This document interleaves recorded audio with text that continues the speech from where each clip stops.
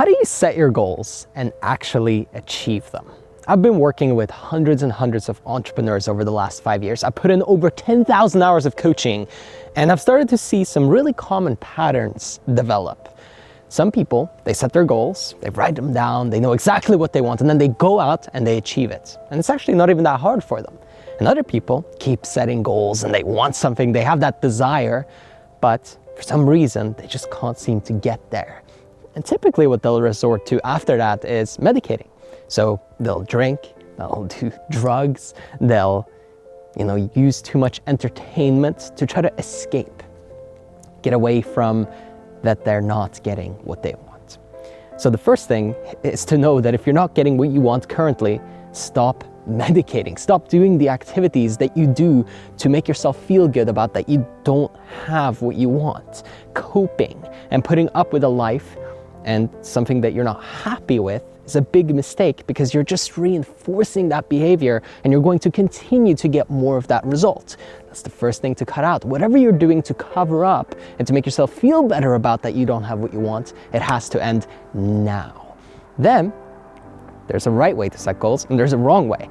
Sometimes you hear people talk about SMART goals. Sometimes people say 10x, go way bigger than what you want and then you'll land somewhere close, shoot for the moon and you'll land amongst the stars. And all that stuff sounds really, really nice. But in reality, my experience, it's not the most effective. The most effective way to set goals is actually quite logical and really simple.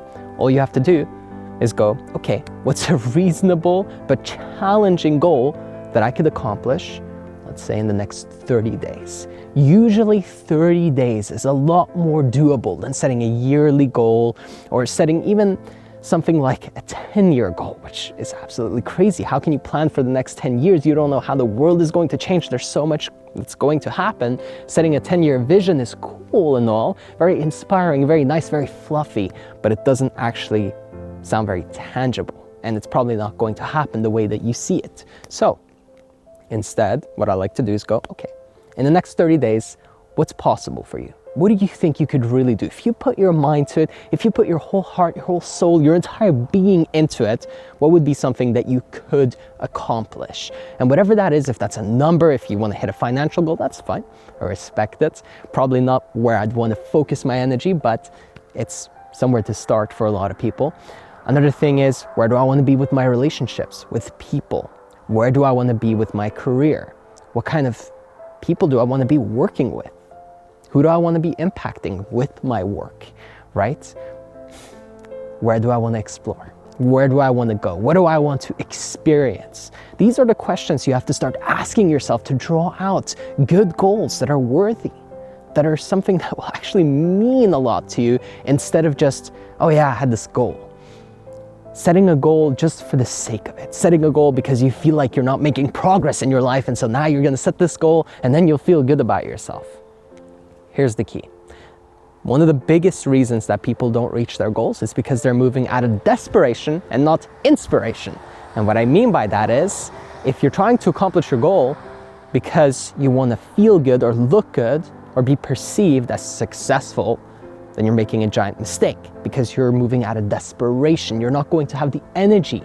You're not going to have the stamina, the endurance to put up with the challenges and the blocks. Whereas when you're moving out of inspiration, which is what I've been doing for the last few years, it's a beautiful thing. And a lot of my clients do that too, where you're doing it because you love it. You're passionate about it. You want to do it because it's fun. It's engaging. It's what you like doing most.